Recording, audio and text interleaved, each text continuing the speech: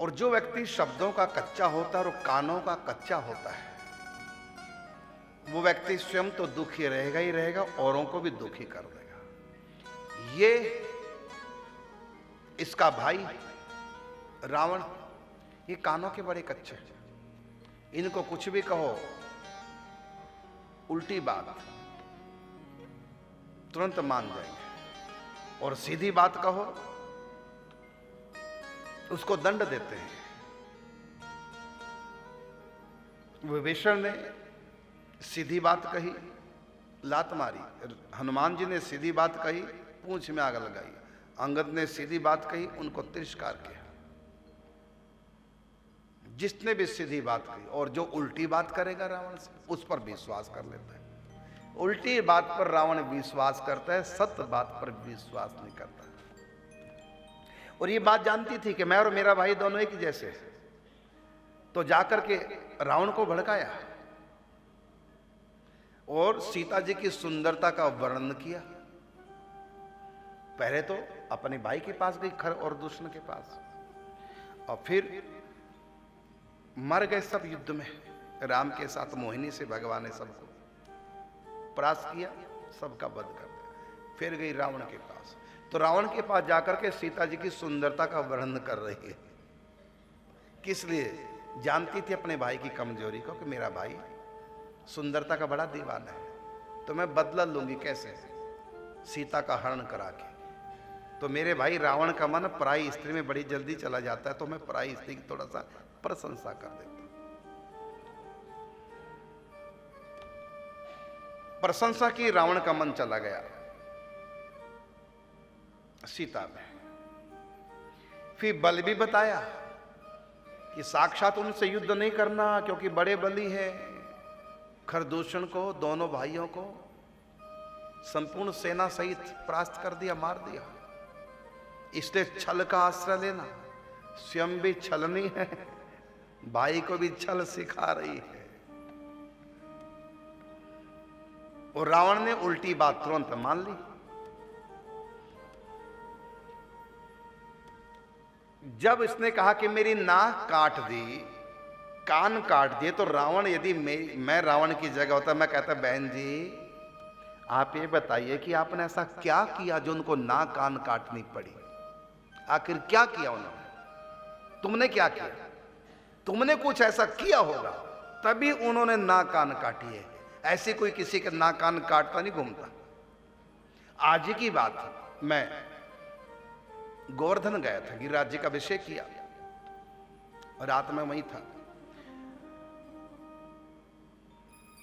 तो वहां जो झाड़ूदार है हॉस्पिटल में, जो स्वीपर सेवा करता है, तो उसने नीम ले रखा है माला का हमसे, उसको कंठी भी दे रखी थी।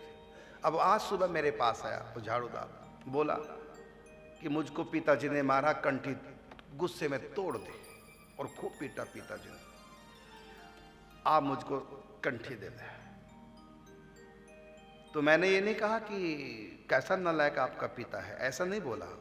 मैं कहा बेटा तू ये बता, तूने ऐसा कौन सा गलत काम किया था जो पिता ने तुमको पीटा?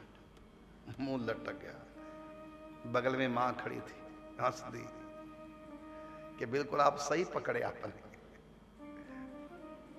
तो फिर उस बच्चे ने स्वयं अपनी गलती बताई, इसलिए मुझको पीटा। मैं कहा अच्छा क्या पीटा? फिर कंठी दी उनको। जब भी आपकी बेटी आपके पास आकर या फोन के द्वारा शिकायत करती है सास की, पति की, मेरे साथ ऐसा बुरा व्यवहार कर रहा है पूरा परिवार, मम्मी अब मैं इस घर में नहीं रहूंगी, आंख बंद करके मान लेना आपकी बेटी नालायक है। अनुभव से कह रहा हूं, बहुत घर घर की कहानी मेरे पास है। एक गलत हो सकता है, ज्यादा से ज्यादा दो व्यक्ति हमारे विरोधी बन सकते हैं, लेकिन पूरा परिवार हमारा विरोधी। तो यदि मैं उस मां की जगह मैं मां होती तो बेटी से क्या कहता? इसका मतलब तू इतनी वहां गलतियां कर रही हो कि सबके नाक में दम आ गया। मम्मी मेरी सास ने पीटा है, अच्छा इसका मतलब तू इतनी नालायक है कि उनको हाथ उठाना पड़ा तेरे ऊपर? इतनी तो वहां गलत चल रही है। जो तेरे ऊपर सास को हाथ उठाना पड़ा। मम्मी पति ने भी मेरे को पीटा। अच्छा तो मां नालायक, तूने तो मेरी नाक ही कटवा दी। इतनी तो गलत चल रही है जो पति को भी हाथ उठाना पड़ गया तेरे ऊपर। ऐसे शब्दों का प्रयोग माता पिता को बेटी के लिए करना चाहिए, सुधर जाएगी। लेकिन मां क्या कहेगी, सुन करके फोन बेटी, आने तो तेरे पापा को, अभी आ रहे हैं बस गाड़ी उठा करके, अभी उनकी ऐसी तैसी करेंगे। उनकी हिम्मत कैसे पड़ गई। लो जी, बिगाड़ दिया बेटी का घर और बिगाड़ दिया बेटी के स्वभाव को। अब वो बेटी सुधर नहीं सकती।